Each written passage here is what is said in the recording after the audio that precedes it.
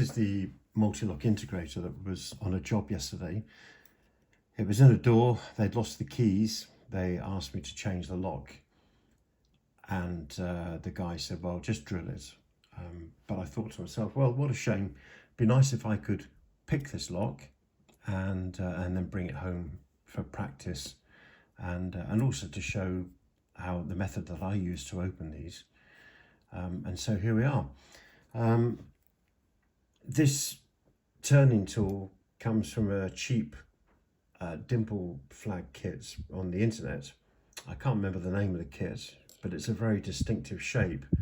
But this long arm here is ideal for going down to the back of the lock. You can see there's spring tension in there, and that spring that I'm compressing there is an indication that there's a thumb turn on the back of this lock, and it's taken authority of the cam.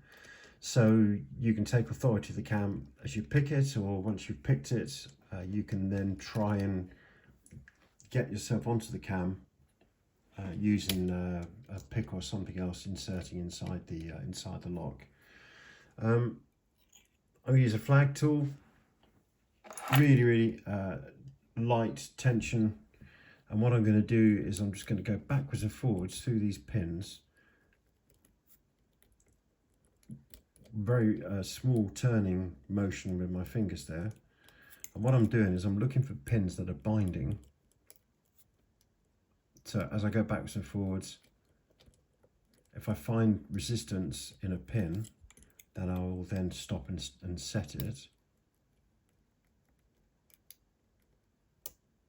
There's one there, another one.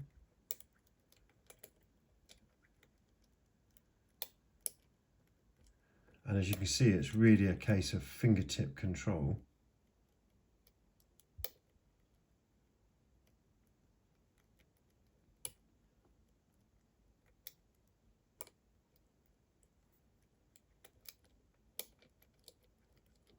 And one or two things is going to happen when you use this method. You're either going to open the lock, which would be great, or you're going to pop it into a full set because of the spool pins that are inside here. If it goes into a full set, then obviously you're then going on the hunt for the counter rotation and setting the spool pins. So backwards and forwards, looking for binding. I can feel little clicks, I can feel little rotations. The lock is giving me feedback.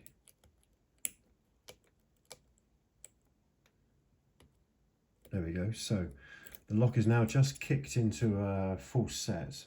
So we've got a very distinct rotation on there. So it's clear now that we're hung up on a spool somewhere.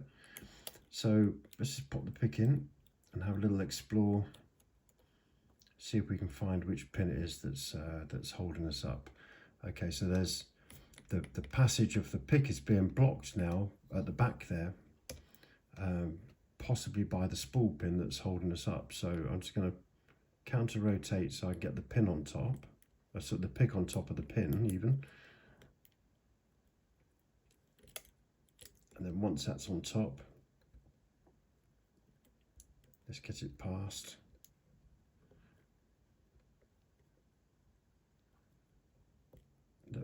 Hopefully then we can set this spool pin that's holding us up.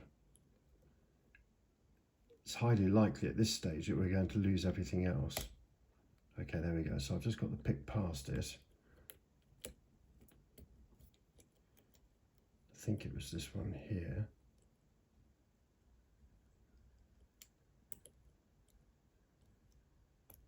So now we've lost the full set.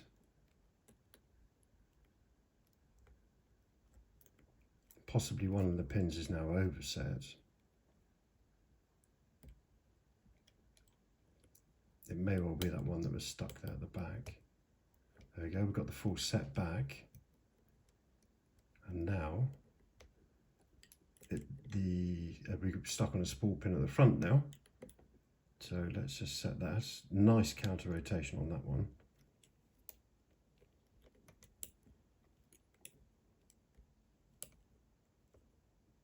This pick is not big enough. So let's put one of these in. That's going to be able to depress that pin down a lot more than what that one, the previous pick will. So we're on top of that pin.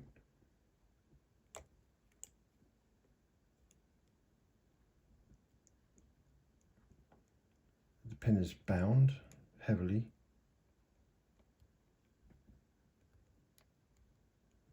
I'm not convinced that pick is actually getting on top of that pin. Let's see if we can find something else that's going to do the job. Try this flat flag. There's the counter rotation. Normally I'm supporting this pick with my my thumb. Because of the camera angle here, it's difficult to do that. Oh, nearly there. So we know which pin it is, it's just a case of setting it.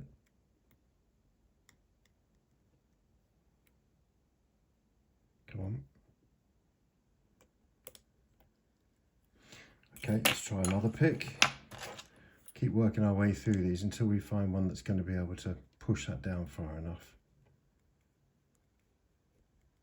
There, that feels good.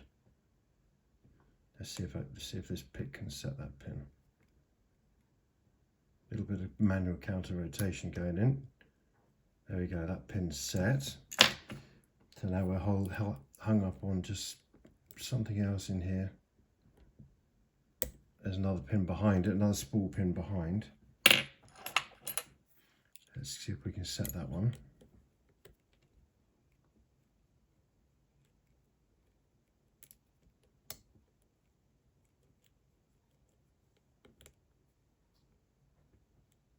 And then we've got a pin at the back here that needs to be set. There it is. Back the tension off a bit. May have just overset that.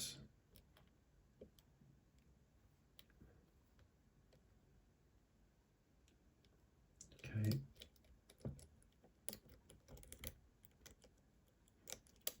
This lock is not this difficult. It's got the full set back.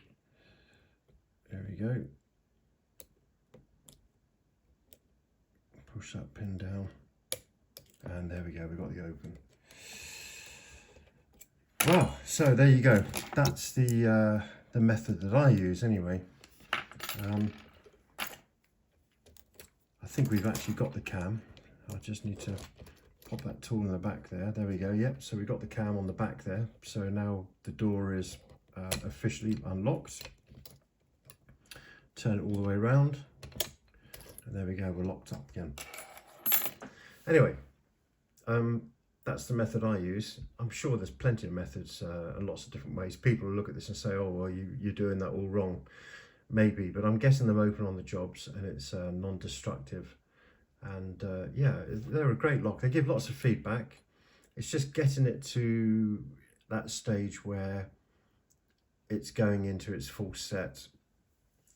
And then you can look for the spool pins, or you're setting the pins and getting it open. Either way, it's a result. All right, thanks a lot. Bye for now.